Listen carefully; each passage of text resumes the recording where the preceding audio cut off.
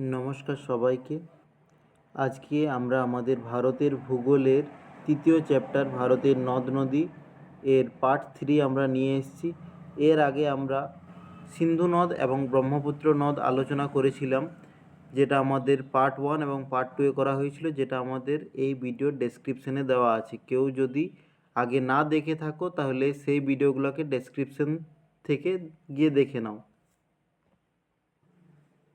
আর আমাদের এখানে আমাদের এই চ্যানেলে বিষয়ভিত্তিকভাবে সম্পূর্ণ কম্পিটিটিভের সম্পূর্ণ সিলেবাস প্রত্যেক দিন একটি একটি করে ভিডিও হিসাবে দেওয়া হবে। তো কেউ যদি নতুন থাকো তাহলে অবশ্যই চ্যানেলটাকে সাবস্ক্রাইব করে নাও আর বেল আইকনটাকে অন করে রাখবে, যাতে আমাদের ভিডিওর প্রথম নোটিফিকেশান তোমার কাছে পৌঁছায়। তাহলে দেখো, আজকে আমরা কী নিয়ে আলোচনা করব। আজকে আমরা গঙ্গা নদী এবং তার সহায়ক নদী সমূহ সম্বন্ধে আমরা আলোচনা করব। তো আমরা কি জানি যে আমাদের ভারতের জাতীয় নদী হচ্ছে কি? জাতীয় নদী হচ্ছে গঙ্গা। ঠিক আছে? তো গঙ্গার উৎপত্তি স্থল কোথায়? গঙ্গা হচ্ছে উত্তরাখণ্ডের গঙ্গোত্রী হিমবাহ। এই গঙ্গোত্রী হিমবাহেরই একটা হিমবাহ হচ্ছে যেটা গোমুখ হিমবাহ বলা হয়, গঙ্গোত্রী হিমবাহের অংশ। সেইখান থেকে গঙ্গা নদী উৎপত্তি লাভ করেছে। ঠিক আছে? এবার এর গতিপথ কোথায় কোথায় দিয়ে প্রবাহিত হয়েছে? এটা উত্তরাখণ্ডে এটা তৈরি হয়েছে।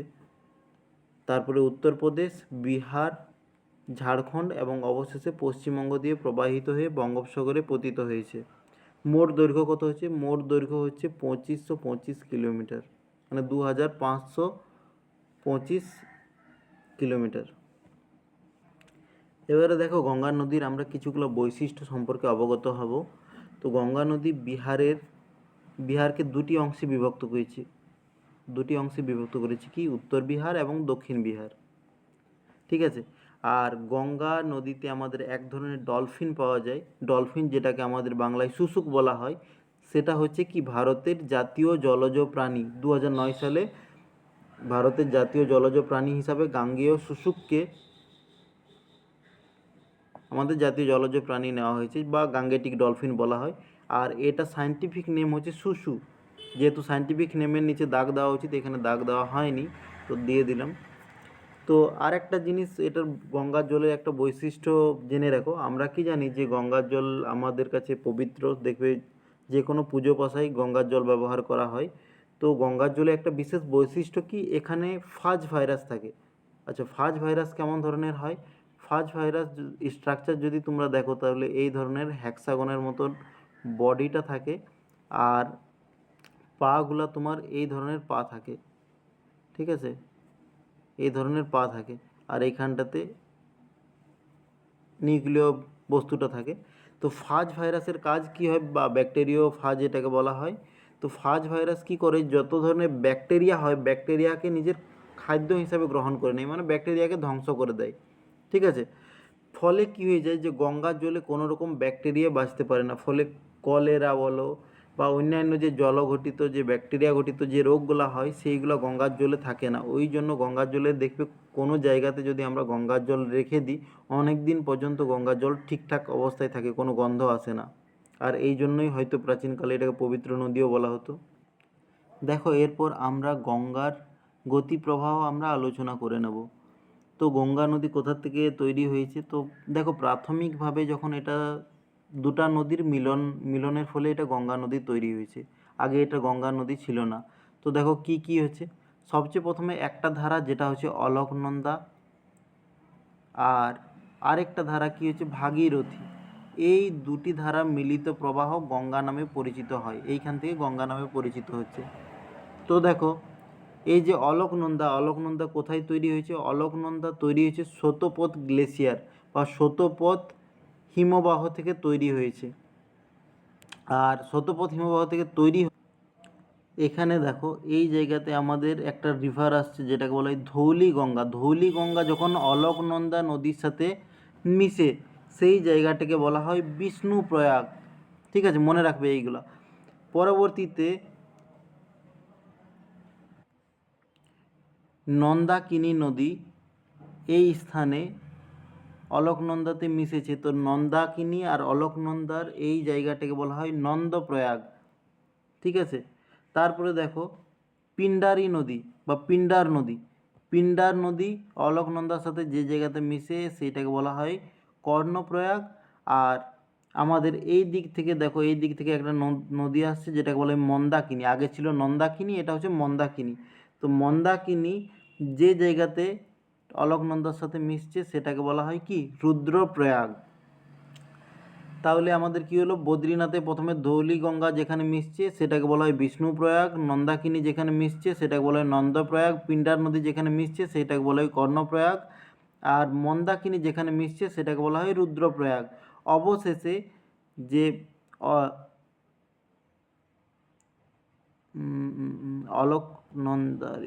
অলকনন্দা নদীর আর গঙ্গার যে অপর যে প্রবাহটা রয়েছে, মূল প্রবাহটা যেটাকে বলা হয় ভাগীরথী নদী।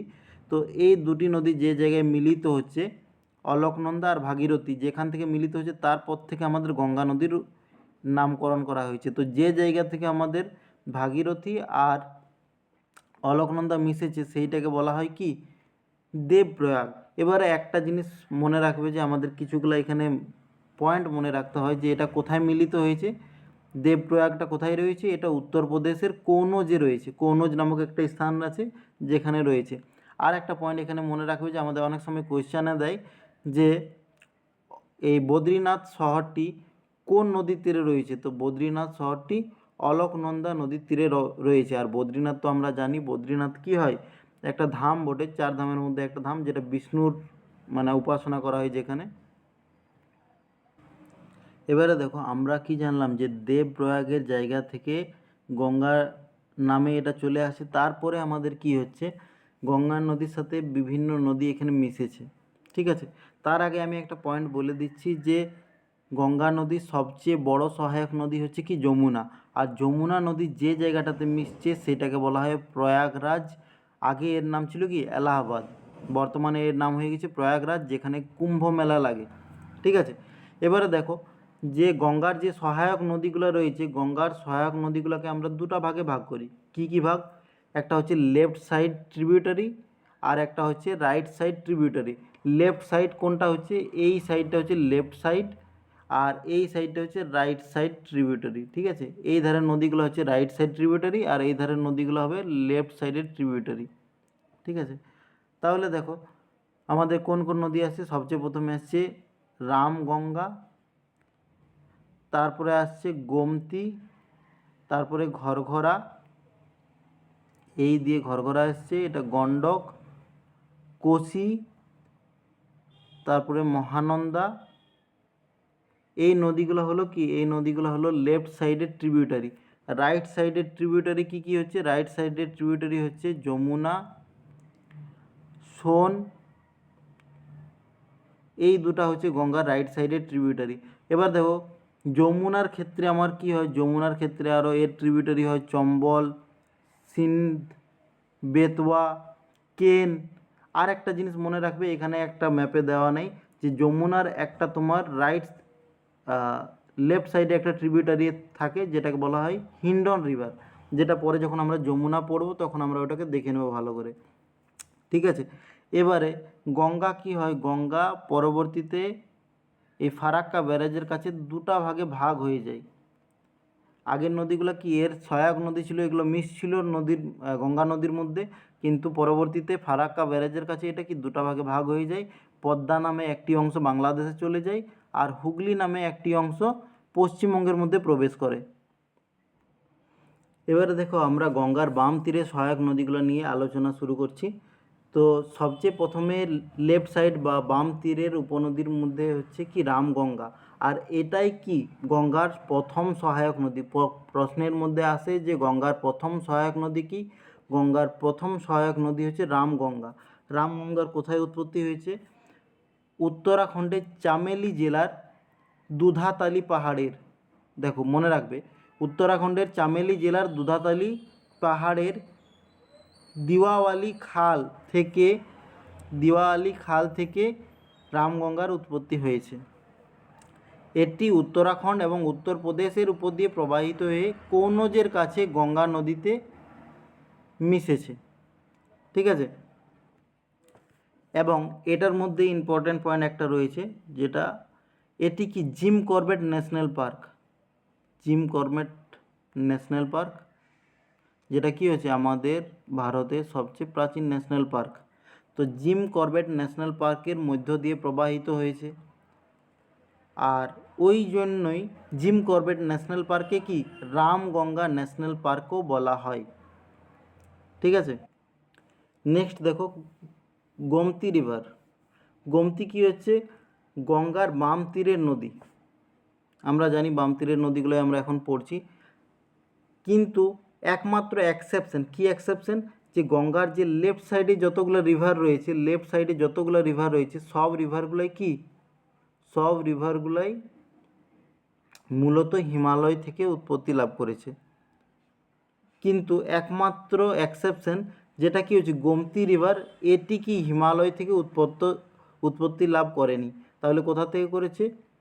উত্তরপ্রদেশের পিলভিত জেলার ফুলহর ঝিল বা ফুলহর লেক থেকে উৎপত্তি লাভ করেছে এটা।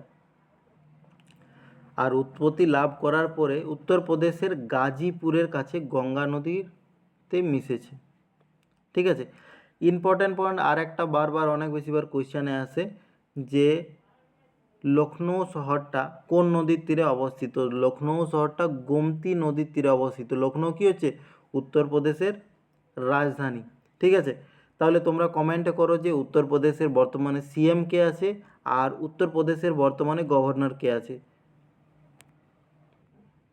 আর দেখো আর একবার বলে রাখি, যদি চ্যানেলটাকে সাবস্ক্রাইব না করে থাকো তাহলে অবশ্যই সাবস্ক্রাইব করে নাও, কারণ আমরা প্রতিনিয়ত এবারে ভিডিও ছাড়তে থাকবো। আর আমরা চেষ্টা করছি যে যত তাড়াতাড়ির মধ্যে হোক সিলেবাসটাকে আমরা কমপ্লিট করে দেবো। আর যেভাবে নোটগুলো তৈরি করা হয়েছে এটা তোমার ডাব্লিউপি থেকে শুরু করে ডাব্লিউবিসিএস পর্যন্ত, পিএসসি, এসএসসি সব এক্সামে তোমার কাজে লাগবে।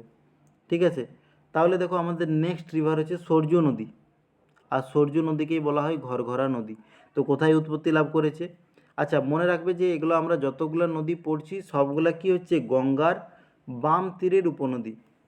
তাহলে দেখো তিব্বতের মাফচা-চুং হিমবাহ থেকে উৎপত্তি লাভ করেছে, আর উৎপত্তি লাভ করার পর প্রথমে নেপালে প্রবাহিত হয়েছে, আর নেপাল থেকে প্রবেশ করেছে উত্তরপ্রদেশে, আর উত্তরপ্রদেশ থেকে আবার বিহারে প্রবাহিত হয়ে বিহারের স্থানটার নাম মনে রাখবে, বিহারের ছাপড়ার কাছে গঙ্গা নদীতে মিশেছে। নেপালে এই নদীটাকে কর্ণালী নদীও বলা হয়। তাহলে তিনটা নাম আমরা পেলাম, সরজু, ঘরঘরা আর কর্ণালী। ঠিক আছে, এবার দেখো আমরা কি জানি যে এই সরজু নদীর তীরেই অযোধ্যা শহরটি রয়েছে। অযোধ্যাতে কি ভগবান শ্রীরাম জন্মগ্রহণ করেছিল। তাহলে এটা হিন্দুদের জন্য ইম্পর্টেন্ট হয়ে যাচ্ছে, হিন্দুদের জন্য ধর্মস্থল হয়ে যাচ্ছে। আর জৈনদের যে প্রথম তীর্থঙ্কর ভগবান ঋষভনাথ, বা ওকে ভগবান শিবের অংশ ধরা হয়, তো ঋষভনাথ এখানে জন্মগ্রহণ করেছিলেন অযোধ্যাতে। আর তার যে পুত্র ছিল, তার একটা পুত্র ছিল যার নাম ভরত। জৈন মতে মনে করা হয় যে তার এই ভরত নামক পুত্রের নাম থেকে আমাদের দেশের নাম ভারত হয়েছে। পরবর্তীতে ঋষভনাথ, আচ্ছা এখানে ইতিহাসে একটা পয়েন্ট বলে দিই, যখন ঋষভনাথের নিয়ে আমরা এলাম, তো ঋষভনাথের চিহ্ন কী ছিল? ঋষভনাথের চিহ্ন ছিল ষাঁড়। আর ঋষভনাথ কোথায় সমাধি লাভ করে? ঋষভনাথ কৈলাস পর্বতে সমাধি লাভ করেছিল। জৈনদের যে তীর্থঙ্কর, মেন তীর্থঙ্কর মহাবীর এবং 23 নম্বর তীর্থঙ্কর পার্শ্বনাথ। আর মনে রাখবে যে ম্যাক্সিমাম যে তীর্থঙ্কর আছে, টোটাল 24টা তীর্থঙ্করের মধ্যে 20টা তীর্থঙ্কর পরেশনাথ পাহাড়, যেটা হচ্ছে কি ছোটনাগপুর মালভূমির সর্বোচ্চ শৃঙ্গ, সেখানে সমাধি লাভ করেছিল বা নির্বাণ লাভ করেছিল। তাহলে দেখো অযোধ্যা শহর কোন নদীর তীরে অবস্থিত? অযোধ্যা শহরটি সরজু নদীর তীরে অবস্থিত, যেটা কি হিন্দু এবং জৈনদের জন্য কি পবিত্র স্থান। নেক্সট দেখো আমরা যে নদীটা নিয়ে পড়বো সেটা হচ্ছে গণ্ডক নদী। গণ্ডক নদীকে সদানীরা নদীও বলা হয় আর শালিগ্রাম নদীও বলা হয়। শালিগ্রাম জিনিসটা কী হচ্ছে? শালিগ্রাম একটা কালো রঙের পাথর হয়, আর এটাতে ওই প্রাচীনকালের একটা প্রাণী যেটার জীবাশ্ম পাওয়া যায়, যেটা অনেকটা শামুকের মতন দেখতে হয়। আর সেটা সেই জন্য কি হয় যে প্রাচীনকালের লোক মনে করতো যে এটা বিষ্ণু ভগবানের যে চক্রের চিহ্ন, ওই জন্য শালিগ্রাম পাথরকে কি বিষ্ণু ভগবানের অবতারও ধরা, শিলারূপী অবতার ধরা হয়। তাহলে দেখো গণ্ডক নদী কোথায় উৎপত্তি লাভ করেছে? গণ্ডক নদী তিব্বতের ধৌলগিরি এর উত্তর প্রান্ত থেকে উৎপত্তি লাভ করেছে। আর উৎপত্তি লাভ করার পর তিব্বত দিয়ে প্রবাহিত হয়ে নেপাল থেকে ভারতে প্রবেশ করেছে। আর ভারতের কোন কোন জেলা দিয়ে প্রবাহিত হয়েছে? ভারতের মধ্যে উত্তরপ্রদেশ এবং বিহার দিয়ে প্রবাহিত হয়ে বিহারের একটা স্থান আছে যেটাকে বলে সোনপুরের কাছে গঙ্গা নদীর সাথে মিশেছে। এবারে দেখো গণ্ডক নদী উত্তরপ্রদেশ এবং বিহারের মাঝে সীমানা তৈরি করেছে। ঠিক আছে, আর এই নদীতে দেখো শালিগ্রাম পাথর পাওয়া যায়। শালিগ্রাম কী হচ্ছে? যা ভগবান মহাবিষ্ণু শিলা অবতার ধরা হয়। আর এই নদীর তীরে কোন কোন শহর রয়েছে? এই নদীর তীরে মহারাজগঞ্জ, সিদ্ধার্থনগর, পাটনা, সারং এবং বিহারের চম্পারণ এই শহরগুলি রয়েছে। এবার দেখো আমরা পরবর্তীতে যে নদীটা নিয়ে পড়ছি সেটা হচ্ছে কোশি নদী। কোশি নদী যেমন বাংলার দুঃখ বলা হয় দামোদরকে, সেরকমই কোশি নদীকে বলা হয় বিহারের দুঃখ। কি হয়? কোশি নদী নিজের গতিপথ বারবার পরিবর্তন করে, মানে একবার ধরে নাও এটা দিয়ে প্রবাহিত হলো, তো পরবর্তীতে সময়ে 5-10 বছর বা 15 বছর 20 বছর পরে অন্য একটা গতিপথ চয়ন করে নেয়। ফলে কি হয় যে গতিপথ পরিবর্তন করার ফলে অনেক বেশি বন্যা সৃষ্টি হয় বিহারে, ওই জন্য এটাকে বিহারের দুঃখ বলা হতো। তো দেখো কোশি নদী সম্বন্ধে আমরা একটু জেনে নিই। এটি তিব্বতের দুইটি ধারা কি কি? একটা হচ্ছে সনকোশি, মানে দুটি ধারা, একটা হচ্ছে সনকোশি আর একটা কি হচ্ছে অরুণ কোশি। এই দুটি ধারা মিলিত হয়ে কোশি নদীর উৎপত্তি করেছে। ঠিক আছে, আর এই নদীটা তিব্বত দিয়ে নেপাল দিয়ে প্রবাহিত হয়ে ভারতে বিহারে প্রবেশ করেছে এবং বিহারের কাটিহার বা যেটাকে ভাগলপুর বলা হয় সেইখানে মূল নদী গঙ্গার সাথে মিশেছে। কোশি নদীকে কি বলা হয়? বিহারের দুঃখ বলা হয় কোশি নদীকে। আর এটার কারণটা দেখো এখানে দেওয়া আছে যে এর কারণ হলো এই নদী বিহারে বন্যা নিয়ে আসে। আর বন্যা আর কি হয় যে এই নদী নিজের গতিপথ প্রায়ই পরিবর্তন করতে পারে। কোশি নদীকে মিথিলা সংস্কৃতির পরিপোষক বলা হয়। আমরা কি জানি যে প্রাচীনকালে বিহারের যে প্রাচীন সংস্কৃতি সেটাকে বলা হয় মিথিলা সংস্কৃতি, আর এই মিথিলা সংস্কৃতি কোশি নদীর তীরেই গড়ে উঠেছিল। এবারে দেখো গঙ্গার ডান তীরে সহায়ক নদী, right bank river tributary of Ganga. তাহলে দেখো আমরা ডান তীরে দুটা নদী মূলত আমরা পড়েছিলাম, একটা হচ্ছে কি যমুনা আর একটা হচ্ছে সোন নদী। আচ্ছা দেখো এই ভিডিওটাতে কি লেখাগুলোকে অনেক বড় বড় রাখা হয়েছে যাতে কি তোমরা যদি অনেক কম কোয়ালিটিতেও ভিডিওগুলোকে দেখতে পারো, অনেক আরামে দেখতে পাবে, চোখের উপর অতটা স্ট্রেস পড়বে না। তো দেখো প্রথম নদী আমরা যেটা আলোচনা করছি সেটা হচ্ছে যমুনা। ডান তীরে উপনদীর মধ্যে প্রথম নদী হচ্ছে যমুনা। এটা কোথায় উৎপন্ন হয়েছে? যমুনোত্রী হিমবাহ, উত্তরাখণ্ডের যমুনোত্রী হিমবাহ। একটা পয়েন্ট মনে রাখবে কি, আমরা যেমন আগে একটা নদী পড়েছিলাম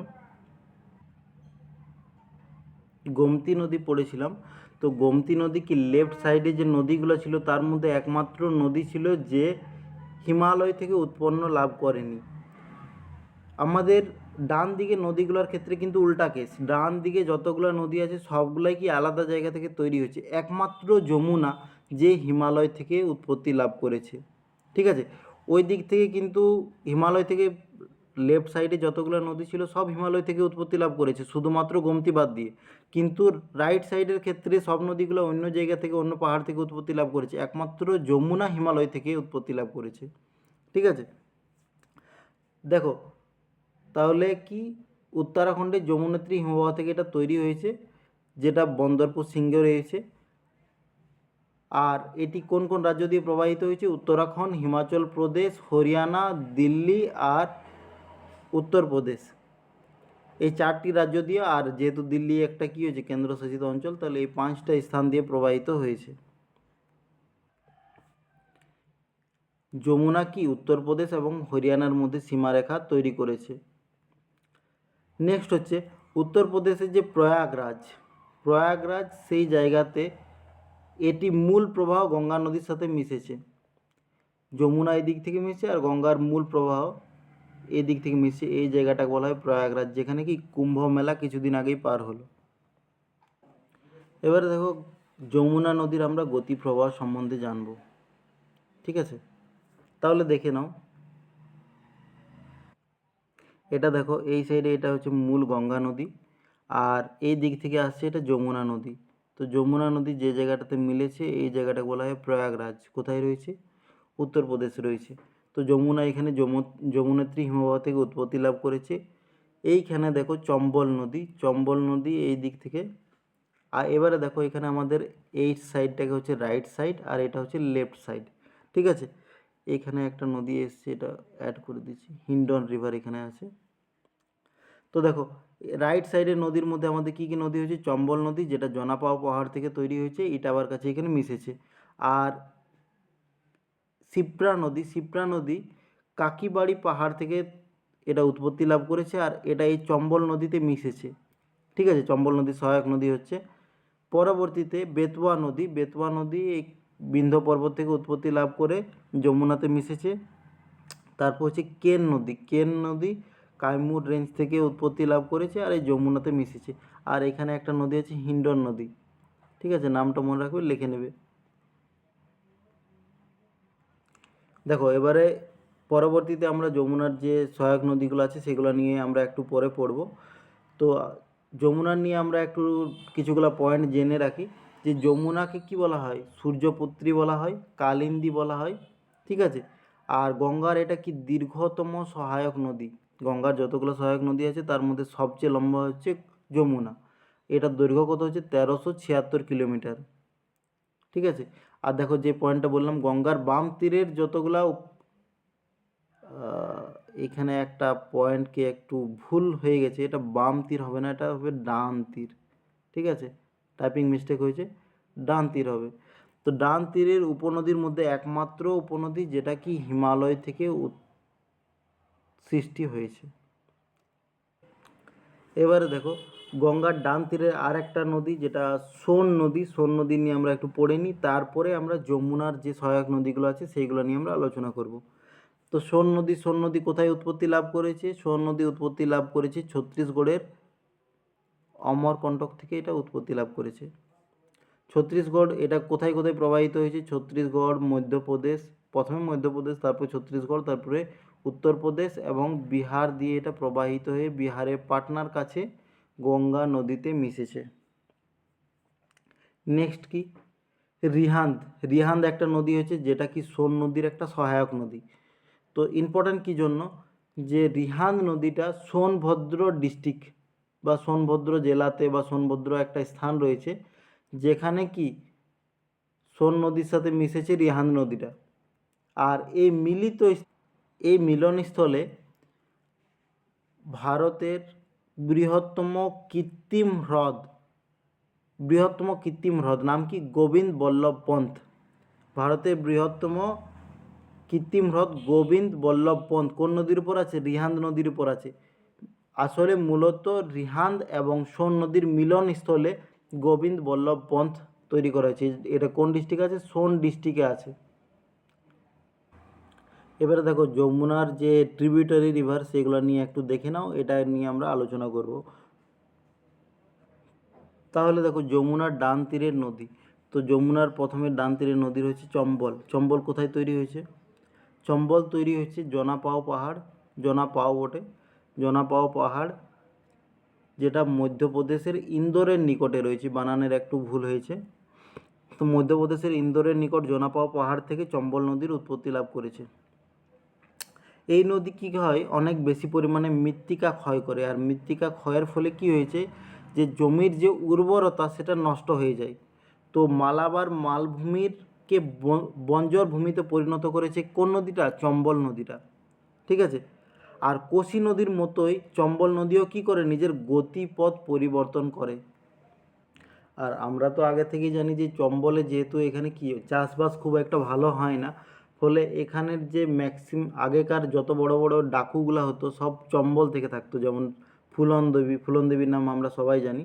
তো যেহেতু খাবারে এখানে অভাব, তো মানুষ লুটপাট করে খাবার খেত আর কি। এবার দেখো এর তীরে যে শহরগুলো রয়েছে, চম্বল নদীর তীরে যে শহরগুলো রয়েছে সেগুলো কী হচ্ছে, চম্বলপুর, গোয়ালিয়র, কোটা প্রভৃতি শহরগুলো কী হয়েছে, চম্বল নদীর তীরে রয়েছে। নেক্সট দেখো চুলিয়া জলপ্রপাত চম্বল নদীর উপরে রয়েছে। আর চম্বল নদী ফেমাস কির জন্য, চম্বল নদী ফেমাস হচ্ছে ঘড়িয়ালের জন্য। ঘড়িয়াল কী বটে, ঘড়িয়াল আমরা যে কুমির বলি, তো কুমিরেরই একটা প্রজাতি, কিন্তু এদের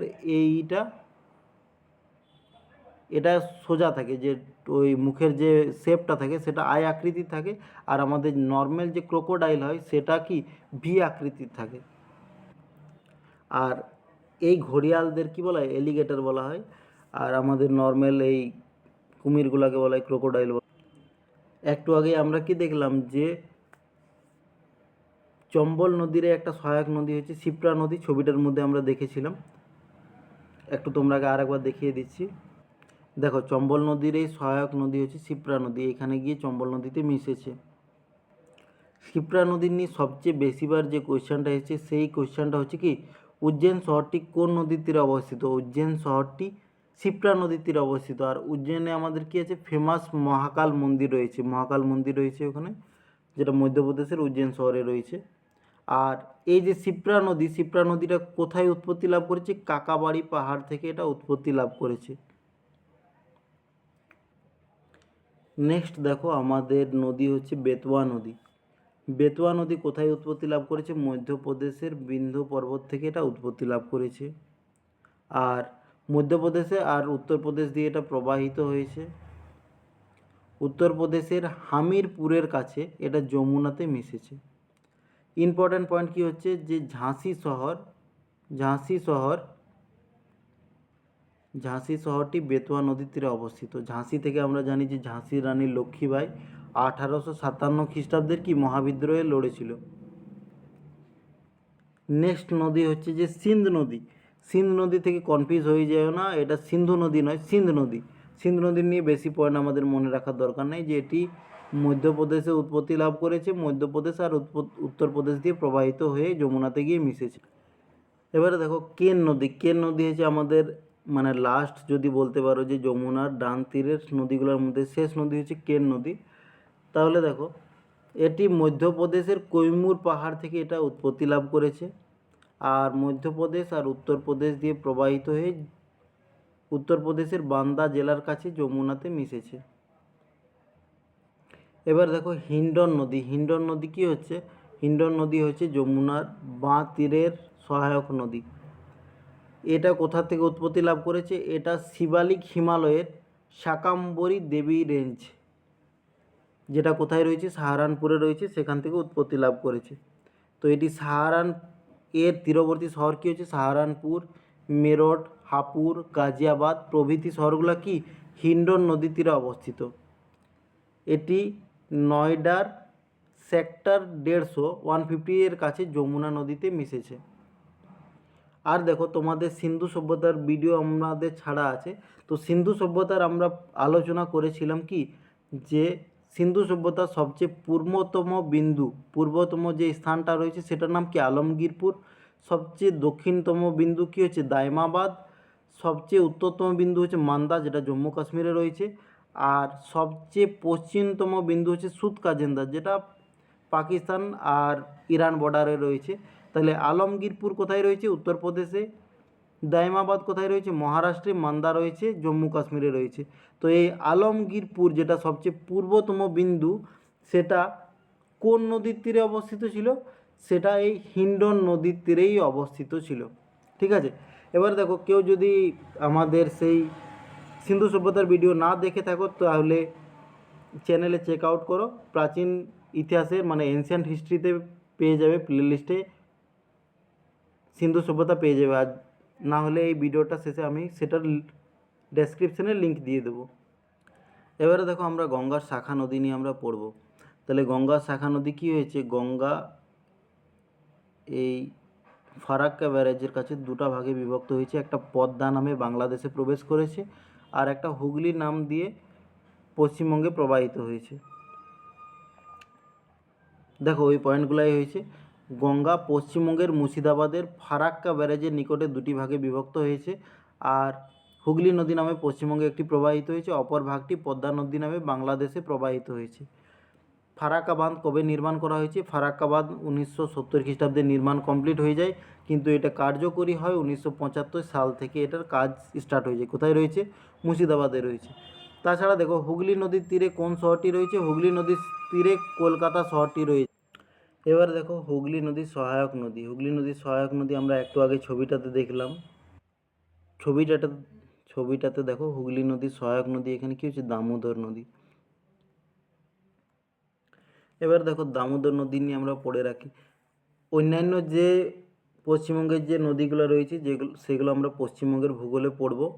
আপাতত আমরা এখানে দামোদর নদীটার একটা সামান্য ডেসক্রিপশন আমরা পড়ে নিচ্ছি। তো দেখো দামোদর নদী এটা কোথায় তৈরি হয়েছে? ঝাড়খণ্ডের কামাত পাহাড় থেকে এটা উৎপন্ন লাভ করেছে। আর উৎপন্ন লাভ করে 592 কিলোমিটার প্রবাহিত হয়ে হুগলি নদীতে মিশেছে। একে কোল রিভার অফ ইন্ডিয়া বলা হয়। এই নদীটা কি রিফ্ট ভ্যালি বা ঝুলন্ত উপত্যকা দিয়ে প্রবাহিত হয়েছে। একে যেহেতু এর আশেপাশে অনেক বেশি কয়লা পাওয়া যায় তাই একে কি জীবাশ্ম নদীও বলা হয়। একে বাংলার দুঃখ বলা হতো। কোশি নদীকে বিহারের দুঃখ বলা হয়, সেরকমই দামোদর নদীকে বাংলার দুঃখ বলা হয়। ভারতের প্রথম যে মাল্টিপারপাস ড্যাম প্রজেক্ট তৈরি করা হয়েছিল 1948 খ্রিস্টাব্দে, আর এটা কমপ্লিট হয়েছিল 1955 খ্রিস্টাব্দে। ঠিক আছে, টোটাল 8টা ড্যাম বানার কথা ছিল, কিন্তু তৈরি হয়েছে 4টি ড্যাম। ওটা পরে আমরা স্ট্যাটিক টপিকের মধ্যে পড়ে নেব। 1948 খ্রিস্টাব্দে এই ডিভিসি দামোদর ভ্যালি কর্পোরেশন এটার তৈরি শুরু হয়।